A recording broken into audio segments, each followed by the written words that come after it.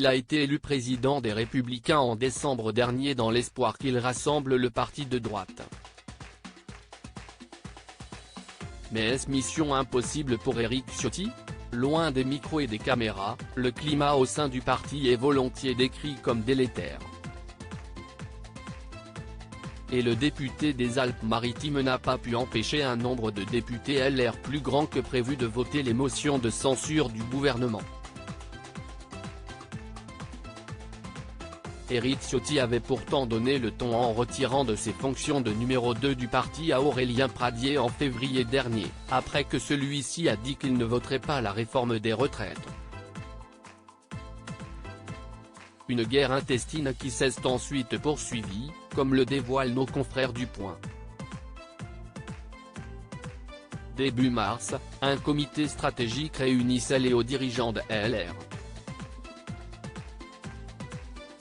Mais l'événement interne a viré au règlement de compte. On est au bout du rouleau. On a passé 1 heure à parler de Pradié, même pas du fond, se désole auprès de nos confrères une figure des Républicains qui s'exprime anonymement.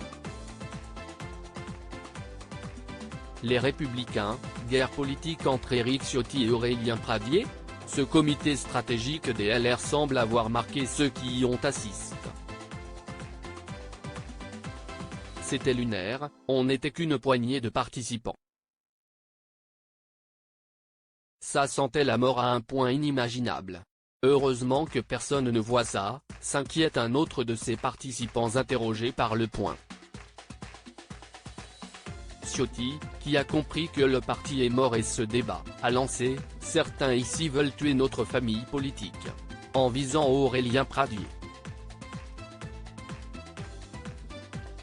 Ce climat délétère, Aurélie Pradié ne le nie pas. On est dans une phase de reconstruction. J'avoue que c'est un peu turbulent. Je n'y prends pas de plaisir particulier. Mais je pense que c'est une étape nécessaire, a-t-il clairement expliqué à France 2 lundi 20 mars, à quelques minutes du premier vote sur les motions de censure du gouvernement. Le moment venu, la droite reviendra, promet-il cependant. Une droite qu'Aurélien Pradié, candidat malheureux à la présidence des LR en décembre dernier, aimerait incarner à l'avenir. Crédit photo, Stéphane Le Mouton.